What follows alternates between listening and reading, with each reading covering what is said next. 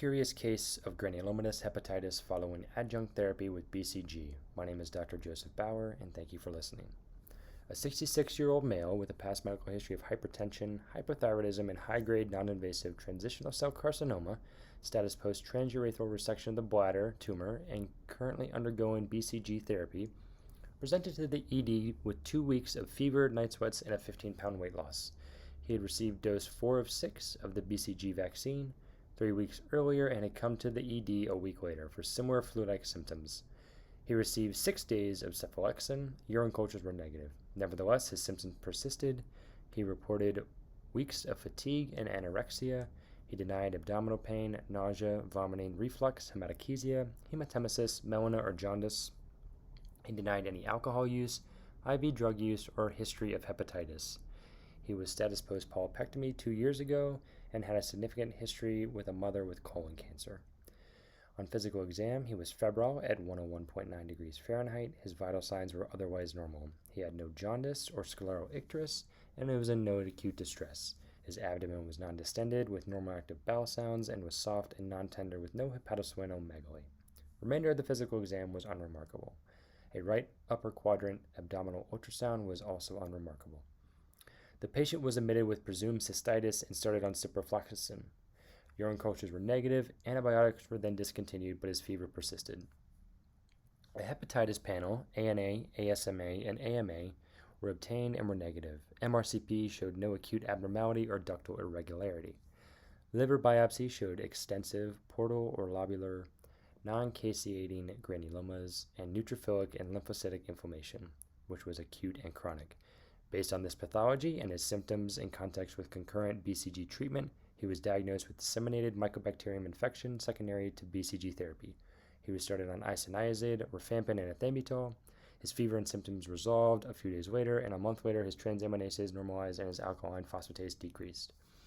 Looking at the histology, in the first picture we can see a core biopsy of the liver showing prominent inflammation, including mixed acute and chronic inflammatory aggregates as seen in the red arrow, and a distinct non-caseating granuloma, including rare multinucleate giant cells, as seen in the green arrow. Closer examination under 40 times magnification shows many of these aggregates also contain eosinophils and some plasma cells, as seen in the middle image. On the last image, we can see the liver was extensively involved by multiple variable-sized foci of non-caseating granulomatous inflammations, as seen in the green arrows, which were granulomas, distributed in both the portal and lobular pattern. The background liver showed minimal steatosis. Granulomatous hepatitis is a rare complication that most often occurs with Crohn's disease, but also has been associated with medications for inflammatory bowel disease such as mesalamine and sulfasalazine.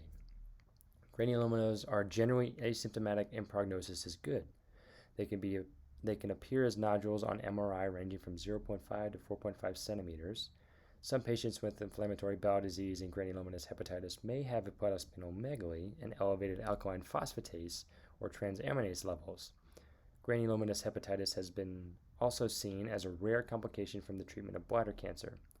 Bacille calmette urine, or BCG, is a live attenuated vaccine of Mycobacterium bovis for infant meningitis and miliary TB. The use of BCG to treat transitional cell bladder cancer began in the 1959 with mice studies who had been infected with BCG and found to be resistant to tumor growth. The first human trial occurred with BCG took place in 1970 and where subcutaneous melanomas were injected with over 90% regression. In 1976, the first clinical trials of testing intravesical instillation of BCG in bladder cancer showed a decreased recurrence of disease, and then IV BCG has become the mainstay of adjunctive therapy for superficial non-muscle invasive bladder cancer. The complications of BCG injections are increased urinary frequency, hematuria, fever, and cystitis. A few rare complications are severe disseminated mycobacterium sepsis, pneumonitis, hepatitis, and granulomatous prostatitis. The pathogenesis of granulomatous hepatitis is thought to involve a combination of mycobacterium and local inflammatory hypersensitivity at various sites, like the liver, but is still unclear.